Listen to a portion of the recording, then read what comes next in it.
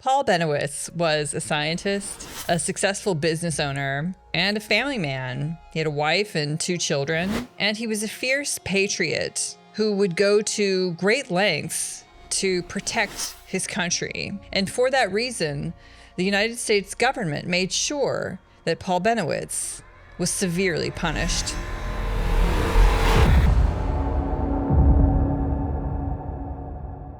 On April the 20th, 1978, Senator Harrison Schmitt held a conference. I talked about this in my previous podcast, and this conference was held in Albuquerque, New Mexico, and it was all about this weird phenomenon that was going on, the cattle mutilation phenomenon, where cattle were just being found seemingly surgically manipulated and drained of all of their blood. And Officer Gabe Valdez, who was investigating all of this, gave a little talk about what he was finding, as well as this strange UFO phenomenon that he thought was linked to the cattle mutilation phenomenon. And that was where he met Paul Bennewitz. Paul Bennewitz came up to him and said, "I think I can actually help you detect these UFOs." But it wasn't until later in the summer, in July, when Paul Bennewitz would actually get to meet up with Gabe at his house. And this is something that Gabe Valdez did on a regular basis. He would just have investigators and researchers come over to his house, have dinner, and then they'd go for a night out around the Archuleta Mesa. And Paul actually, I don't know that they saw anything that evening, but then the next morning, Paul went driving around the same area and he took a bunch of Polaroids. Polaroids are physical photos that come out of a camera, for those of you who don't have gray hair. And he didn't really see anything there either. But when he got back, his wife actually saw something. There was this weird sort of, I don't know, this kind of looks like one of those cigar-shaped UFOs. And this really threw Paul into hyperdrive. Pretty soon thereafter, he was making regular trips down to the Archuleta Mesa to see what he could see. And he bought some really expensive cameras and equipment to take photos and videos. And at one point, he took a pretty interesting photo. Now, the strange thing is, this is discussed in the book X Descending by author Christian Lambright. And he talks about the photo. He describes it. He says, "This is a bizarre, multispectral swath of colors, patterns of light that seem to be streaking by." But he didn't include the picture in his book, although he included a lot of pictures in his book. So I thought that was a little bit odd, because this is an interesting picture. Now, Greg Valdez, the author of the Dulce Base mystery, he did include a picture, Paul's picture. What you see, the multispectral lights flying by, that could just be an artifact, but Paul thought it was real. And author Christian Lambright thought, oh, this is just nothing. But based on something that happened later on, I'm on Paul's side on this one. I think this was something real. Paul, at this time, was pretty convinced that there was some sort of alien intelligence that he was seeing. And whether or not it was that, we can debate. So then the same year, 1979, probably around November, though we're not really 100% sure on the timeline, Paul went back again to the Archuleta Mesa. And this time he saw something very different, but also quite interesting. Here's a quote from Paul Bennewitz. "I was obviously startled and followed its movement as it flew southward at about 5 miles per hour. It was the Interrogator." That's a little name that he gave it. "Dark brown in color, almost black in spots, and appeared to be about 6 to 10 feet in length and about 4 feet wide. It flew in a very strange manner, first coming to a halt, standing almost upright, then tipping to an approximate angle of 45 degrees and moving forward again once in that position. Periodically, it would swing its lower end in my direction, swiveling around as if looking south. Its altitude was about 2,000 feet above the mesa top. Near the south end, it disappeared from view. During its transition of the mesa top, it would appear to fade in and out of visibility, similar in some respects to a fading picture on a television screen. Once it disappeared, I scanned back to the north end, and lo and behold, there it was again. Either it was the same one, which had made a very swift and unobserved trip back, or another one. That is very interesting. So Paul thought that this interrogator object in the sky could actually see him or was aware of him. And again, he's thinking this is alien intelligence. But Paul decided he would test this hypothesis that it was aware of him. And so he took that photo I was talking about, the one with the multispectral images. He waved it in the sky. And he kind of made a motion. I think he probably even thought in his head, hey, I'm about to take a photo and I want something like this again. And then he took a picture. Okay, all of this sounds insane, except for the fact that he was successful. He literally got another photo with the weird multispectral images going by. But this time it had something additional to that. According to Lambright, there were also shadows in the foreground of this picture that he took. And one of them looked like the weird shaped alien craft that he had been watching, the Interrogator. But another one looked like a dark figure. Lambright doesn't say human figure or alien figure. He just says a dark figure, which is creepy as hell. And so Paul thought, success. And as soon as he got home to his wife, she said that she heard a weird noise above the house. So that started Paul's nighttime surveillance. This would essentially lead to Paul pointing a very expensive Hasselblad camera, mostly towards the sky above one of the largest nuclear weapons storage bases in the world. And that would be the Manzano weapons storage area in the Kirtland Air Force Base. So, what could possibly go wrong? It wasn't long after that Paul was able to see interesting disc-like shapes zipping in and around that same weapons storage area. And he saw that, and then he was able to get some pretty good video of what he was seeing. And while I'm able to show some of the pictures that he took, most of what he was able to record is no longer available. Why might that be? A few months later, May 6th in 1980, a 27-year-old bank teller named Myrna Hansen called the Cimarron office of the New Mexico State Police and told them a pretty interesting story. She said that she was driving along with her 8-year-old son in northeastern New Mexico when she spotted two large objects in the sky. One of them was the size of 2 Goodyear blimps, and the other one was a smaller sort of triangle-shaped craft. And when she got home, she said she was missing time. Now, why she thought the state police could help her with this, I have no idea. The dispatcher had no idea what to do with her, but they knew vaguely that Gabe Valdez was researching something like UFOs in the sky, and so they put her in contact with him. And Gabe figured, I don't really know what to do either, but he had just met Paul. He'd had some interactions with Paul, and so he arranged for her to be driven 200 miles all the way to Albuquerque so she could meet with Paul.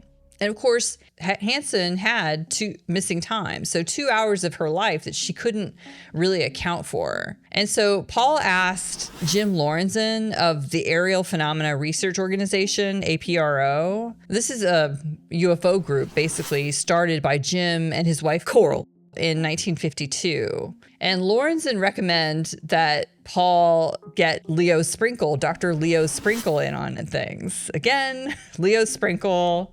That name is so weird. I don't get it. It sounds made up. Leo Sprinkle is, for those of you who haven't been watching the show, he was a University of Wyoming psychiatrist who would frequently hypnotically regress people who had what they believed to be alien abductions. He had recently been featured in Linda Moulton Howe's A Strange Harvest, where he hypnotically regressed Judy Doherty.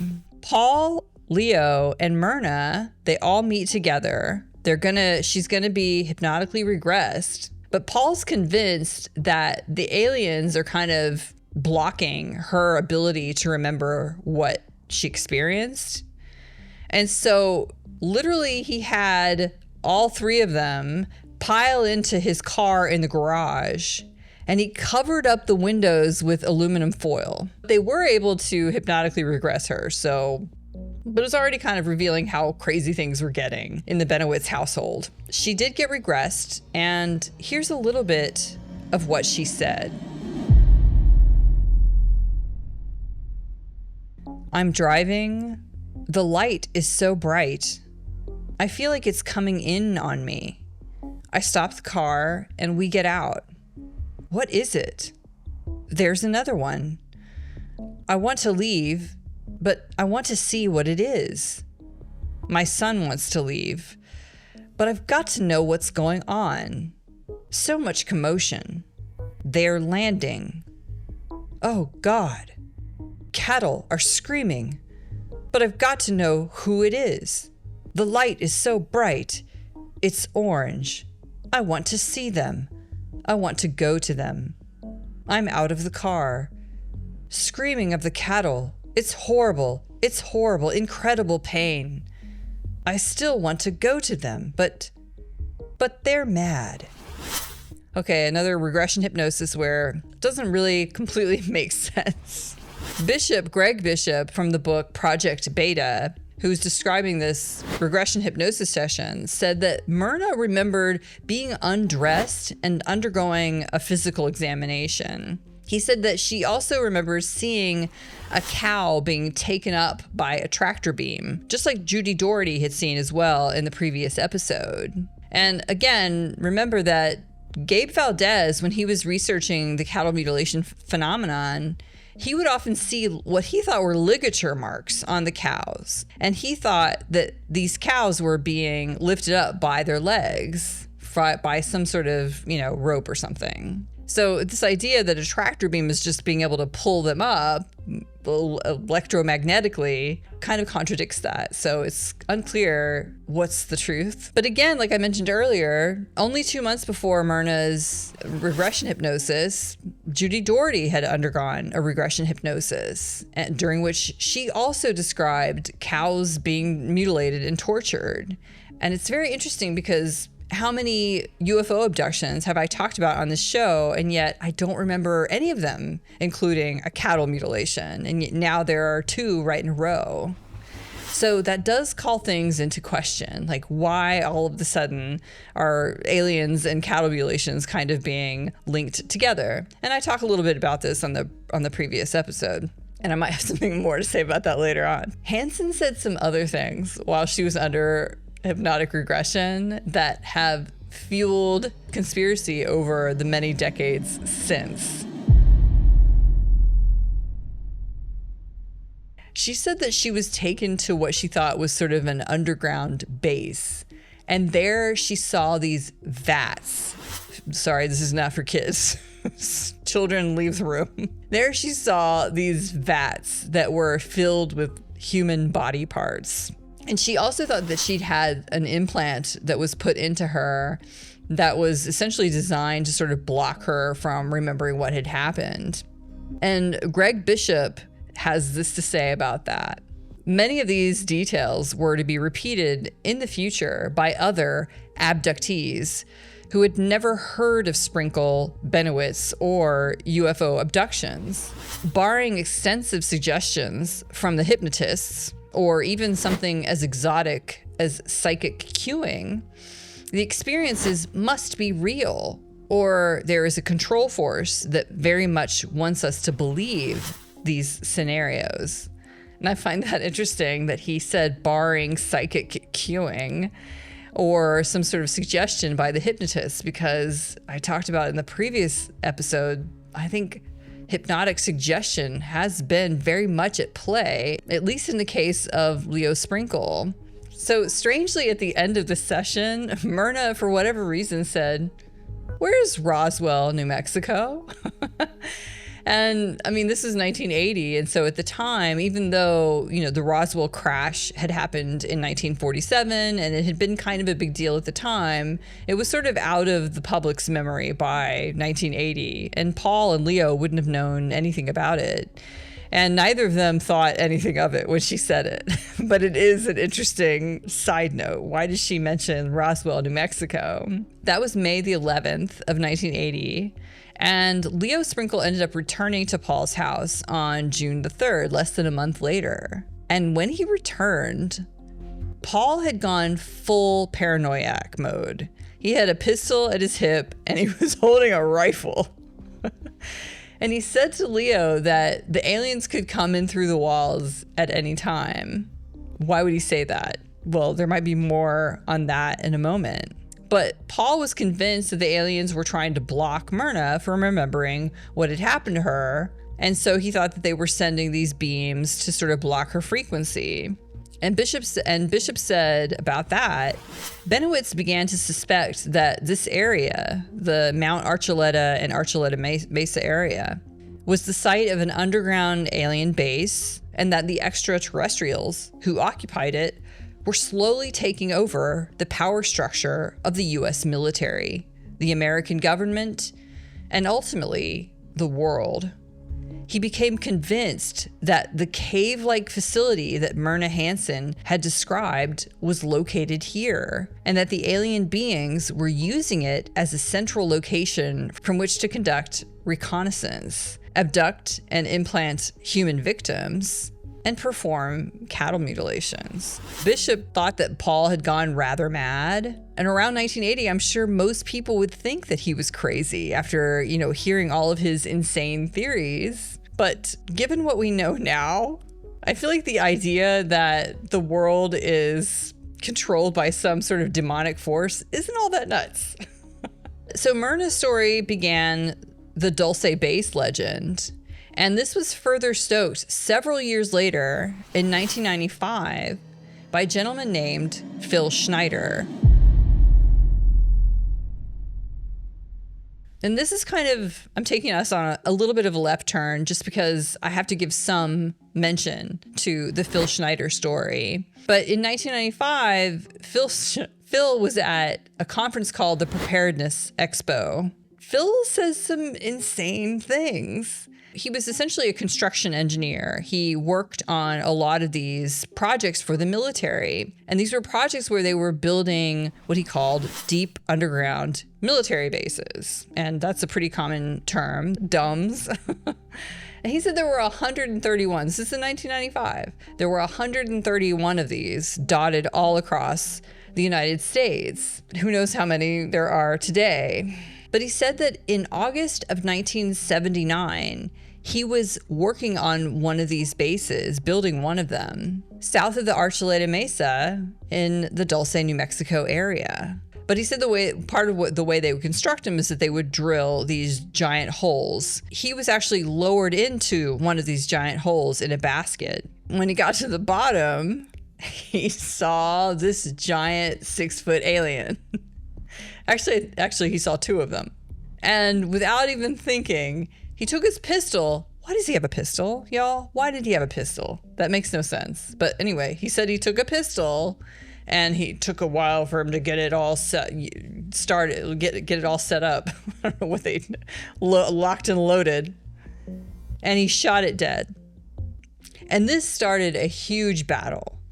And he said that the guy, I don't know if the guy was already down there, or if the guy had been lowered down there with him, but there was another military officer whom he said sacrificed his life and saved Phil's, because he pushed Phil back into the basket to be raised back up out of the hole, and he stayed back to fight, and he ended up dying.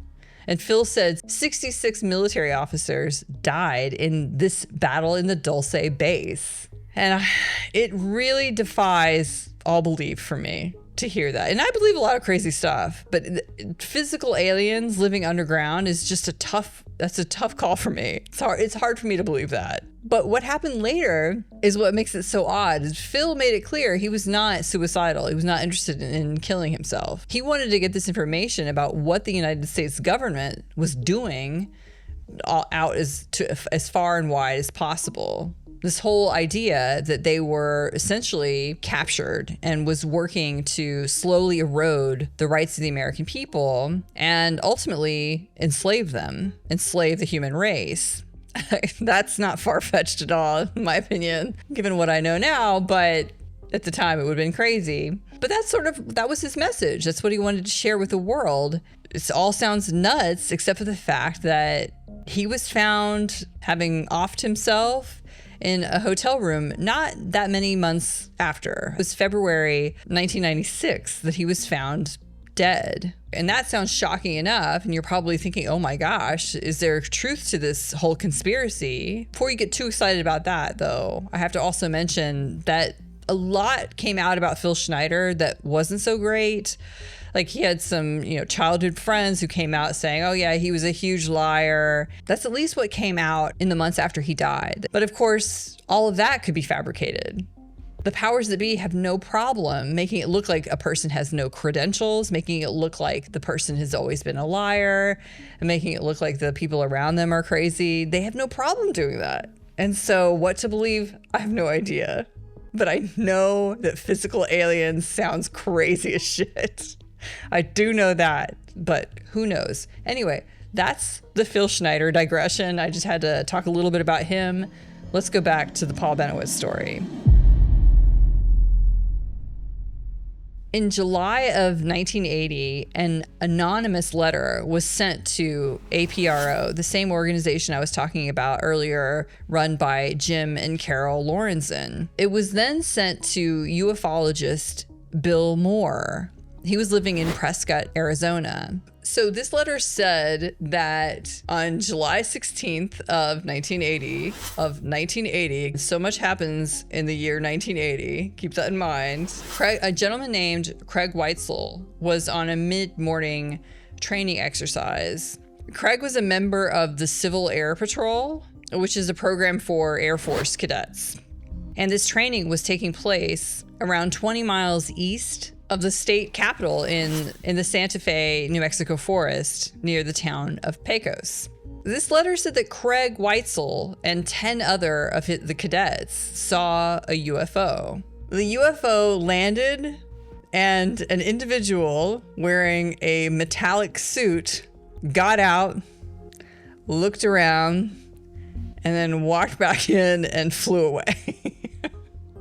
So the letter then said that when they got back to the Kirtland Air Force Base, they were all debriefed on the incident. And the next day, a man in a black suit, calling himself Mr. Huck, had a little chat with Craig Weitzel. And he told him that he was going to have to give him all of his photographic evidence and never speak of what he'd seen. And this is kind of like a Man in Black encounter, by the way. But Weitzel said that he'd already given his photographs to the Air Force authorities, and so he didn't really have anything to give Mr. Huck. And then, because this was so odd, Weitzel reported this encounter with Mr. Huck to a Mr. Doty, D-O-D-Y. Remember that name. In the letter, it says that Doty was a Kirtland Air Force security officer. And then sort of randomly at the end of this anonymous letter, it says that they knew that the Air Force was keeping the remains of a crashed UFO in the Manzano storage complex. Doesn't this kind of remind you of David Grush coming out and saying that the United States has all of these crashed UFO remains that they're keeping? There's a part of me that thinks that the whole thing is some sort of weird staged operation. All doesn't seem totally straightforward or truthful. But Bill Moore, remember I mentioned earlier that APRO had sent the letter to Bill Moore, who was a pretty established ufologist at the time. He was able to track down this Craig Weitzel fellow. Craig wasn't the person who wrote the letter. It was an anonymous letter. I don't know why it mentioned him specifically, since there were several other cadets on the mission, but whatever. For whatever reason, it focused on Craig Weitzel, and he tracked him down. Part of the story was true, according to Bill Moore. Craig had seen a UFO, but he said there'd never been a man in black, and he hadn't taken any pictures, which isn't surprising because I wouldn't imagine that a lot of people had, cameras on them at the time. And the incident had also happened in a separate location. It was in the southeast and it wasn't in New Mexico. Okay, so that's interesting. And that's sort of a famous incident. It's called the Weitzel Letter. But more strange incidents happened in 1980. So let's move on. On the night of August the 9th, 1980, 3 guards near the Manzano storage complex saw a bright light that descended towards the ground in Coyote Canyon. The guards contacted Sandia Labs security control, and they sent one of their patrols into the area to check it out. So one of the Sandia Labs security guards approached a security alarmed nuclear storage bunker, and he saw a very bright light hovering motionless near the ground behind a building. He took a shotgun and walked toward the light. He thought that it was a helicopter, and he tried to radio back for help, but his walkie-talkie had stopped working. Then he realized that the light that he was seeing was coming from this round disc-like object. And this was just hovering motionlessly a few feet above the ground. And then the object just shot up and was lost to view within seconds. That was August the 9th. And then a month later, on September the 2nd, around 11:30 p.m., 3 Air Force security policemen saw a bright light swoop overhead. They said it was very fast, but then it just stopped over Coyote Canyon.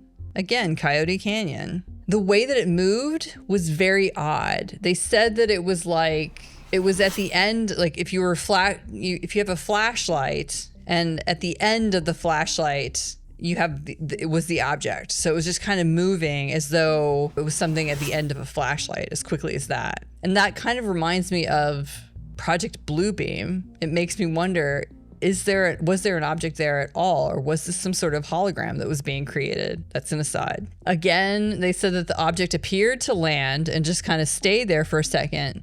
And then once again, it just shot up and was out of sight. And it was only 4 days later, on September the 13th, when something very different happened. This wasn't a UFO sighting. Instead, every single radar facility just shut off. So they had no ability to detect any kind of object. And this happened at the Kirtland Air Force Base. It happened between 4:30 p.m. and 10 p.m. And nobody could figure out what was going on, what caused it, or anything. And finally, they were able to triangulate where the sort of jamming signal was coming from. And it was coming from inside the house. So it was actually somewhere within the Kirtland Air Force Base, again, near the Coyote Canyon area. That's where the jamming signal was coming from. But then at 10:16 p.m., everything came back online and things were back to functioning normally. Very odd. And there was an official complaint form that was filed about the event, and here's what it said. The presence of hostile intelligence jamming cannot be ruled out. Although no evidence would suggest this, the method has been used in the past. When?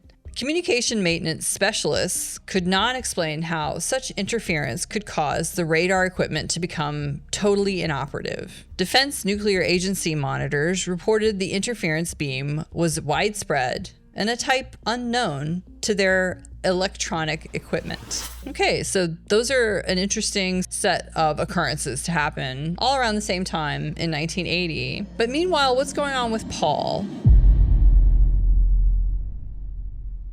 So meanwhile, Paul had an entire room in his house that was dedicated to communicating with the aliens. And he had all of this technical equipment, all of these sensors that were designed to essentially collect signals that he believed were coming from the aliens and translate them into English. He was getting some interesting messages on his computer, supposedly from the aliens. Here's one of the messages.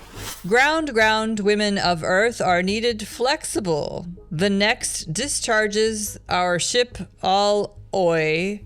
Women do not command the North. Among us, you have many friends. Water very short. Resist all attempts at alteration. Listen, Orange, make peace.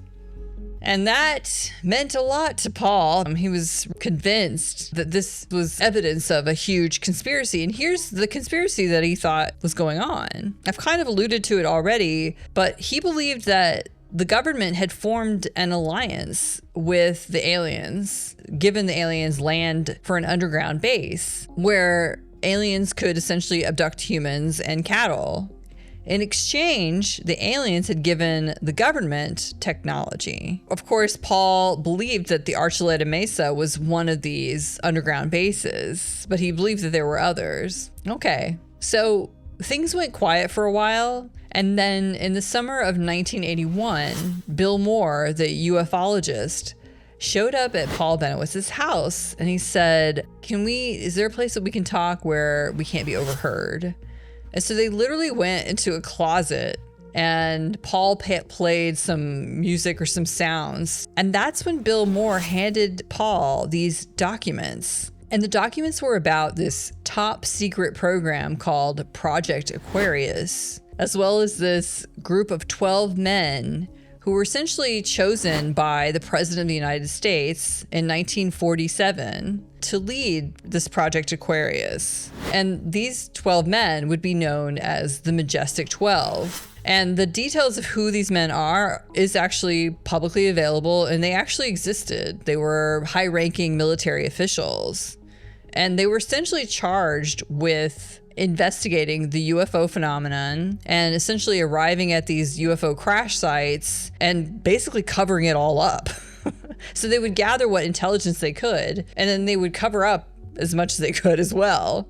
In fact, one of the members of the MJ-12 was a famous UFO skeptic, somebody who went around debunking all of these UFO sightings. His name was Dr. Donald Menzel. He's the guy who literally said, he came up with it wasn't a UFO, it was swamp gas.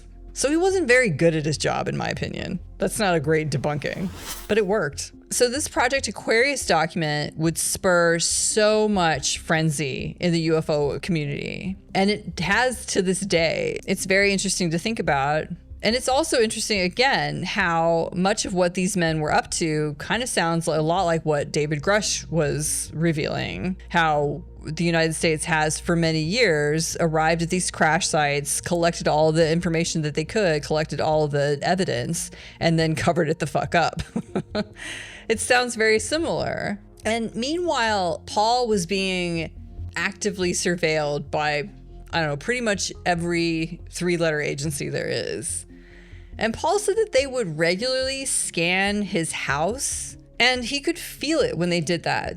It's his claim. I'm like, that can't be good for the body to have electromagnetic waves just like shooting through you on a regular basis. But in addition to scanning his house on a regular basis, they were also breaking into his house regularly and stealing whatever they wanted. And this is why we don't have any of the video footage that he took of that UFO that he saw over the Manzano weapons storage area, because they took it.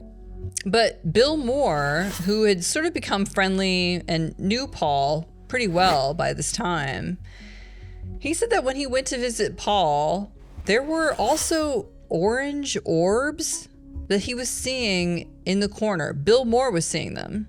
And Bill said to Paul, "What is that?" And Paul was completely nonchalant about it. He said, "Oh, you can see that too?" "Yeah, I don't know. They just show up every once in a while." So orbs were regularly just hanging out in Paul's house. What is that? That's so bizarre. But Paul also showed Bill where the place in his bedroom where on a regular basis he said that aliens were coming through the walls and abducting him. And he even had, he also showed him his .45 pistol that he slept with under his pillow. Again, what did they do to this man?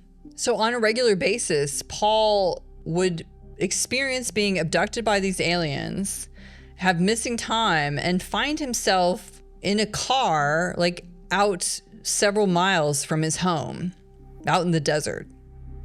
This was happening to him regularly. How does that happen? What were they doing exactly? And there was even an injection site in his arm where they were most likely putting some sort of drug into him. But why? Maybe to make him look like a crazy person? I don't know. But here's a twist. In July of 1989, at the annual MUFON conference in Las Vegas, Bill Moore, the famed ufologist, stood up to give a speech. He had a very difficult time getting through this speech because people in the crowd started jeering and yelling. The moderator, the conference moderator, had to quiet everybody down several times throughout the speech. So what was getting everybody so riled up? Bill Moore revealed that he had been working with the US government on a secret disinformation campaign against Paul Bennewitz.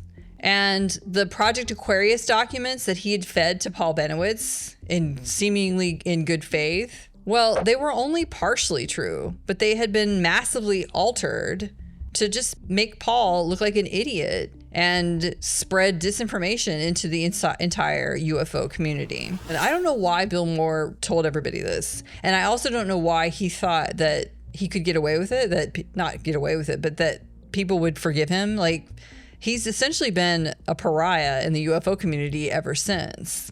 But somebody who isn't a pariah, and I do not understand why not, is a new character that I haven't spoken a lot about in this episode, but a gentleman named Richard Doty.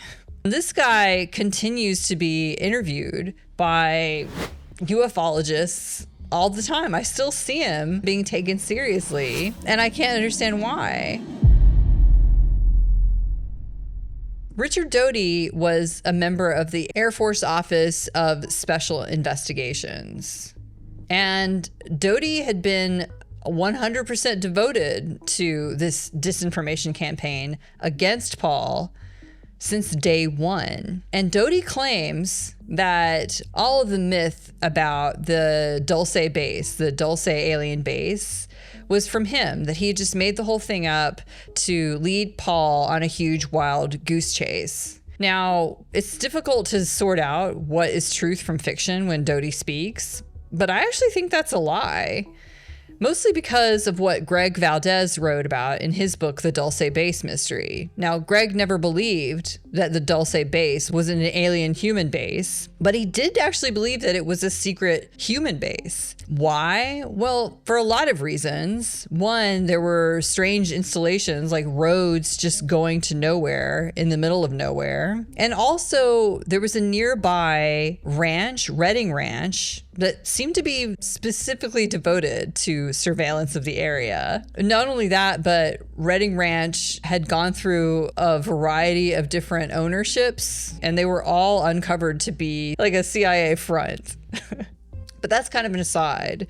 Anyway, the point is, I'm kind of convinced that there was something to the Dulce Base. Whether or not there were aliens, I'm not convinced, but there was definitely something secret going on there, I suspect.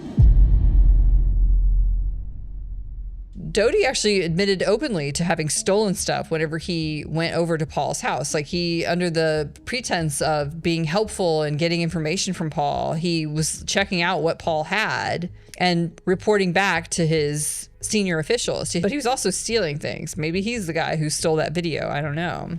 And all of those sightings, those weird sightings that happened at Kirtland Air Force Base in between August and September of 1980, maybe they're true, maybe they're not, but the official reports of those sightings came from Richard Doty. Author Christian Lambright looked at the timeline and realized he thought he probably knew what was actually going on here. He hypothesizes that Paul Bennewitz recorded something of great value from his rooftop in December of 1979.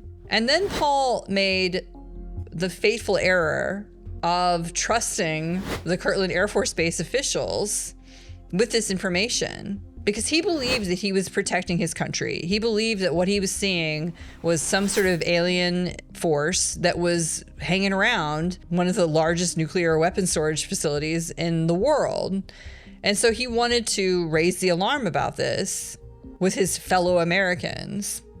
And instead of thanking him and maybe telling him, hey, that's actually something we know about, but could you keep it silent? I don't know. What you'd think they could have done something other than what they did. They decided that it was time to start this huge disinformation campaign. And possibly that disinformation campaign even includes Myrna Hansen, because she didn't show up until after Paul approached the Kirtland Air Force Base with his photographic and video evidence that he'd taken. She didn't show up until the summer after that. Could she have been sent to kind of lead him astray? Was the whole thing just an act? And in fact, in one of the resources that I looked at for this episode, apparently Myrna Hansen just disappeared after this. Like, there's no sign of her since the entire Paul Bennewitz campaign. And one of the things that makes this story so profound is the fact that the US government literally went through all of this headache just to confuse a guy. There's a skit that the Monty Python guys do called Confuse a Cat. Somebody shows up and they say, "Oh, my cat is feeling depressed." And so they go to this service called Confuse a Cat, and the Monty Python guys just do a bunch of weird things to confuse the cat out of depression. I mean, it really seems like that. It's like, really? Did you have to go through all of that? I mean, the Weitzel Letter, that's most likely fabricated. The Kirtland documents, all of those things.